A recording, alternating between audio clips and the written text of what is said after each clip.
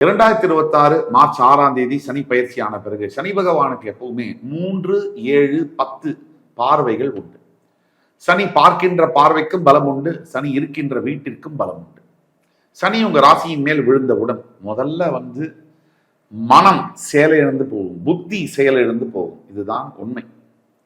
இதை எப்படி சரி செய்யறது, இதை எப்படி அணுகிறது, அதை பத்தி கண்டிப்பா பேசுவோம் விரிவா. ஆனா ஒட்டு மொத்தத்துல சனி பகவானை பொறுத்த வரைக்கும் முதல்ல உங்களுக்கு செய்யக்கூடியது என்ன அப்படின்னா, சுயத்தை மறக்க வைப்பார். உங்களுடைய சிந்தனைகள், உங்களுடைய பேச்சுக்கள், உங்களுடைய செயல்கள்ல தடைகளும் தாமதங்களும் தவறுகளும் இருக்கும்.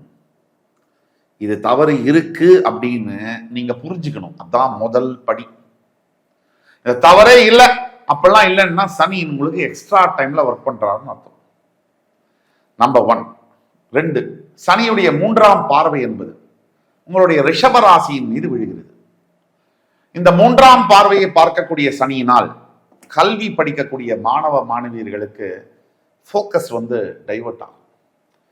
இது நாள் வரைக்கும் நல்ல கவனம் பண்ணி படிச்சுட்டு இருந்த ஒரு பசங்க, பையனோ பொண்ணோ மீனராசியில இருக்காங்க, சற்று தடுமாறுவாங்க. 90 மார்க் எடுத்தவங்க 60 நிக்கிறாங்கன்னா பெத்தவங்களுக்கு, இந்த காலத்து பெத்தவங்களுக்கு எகிரும் பிபி.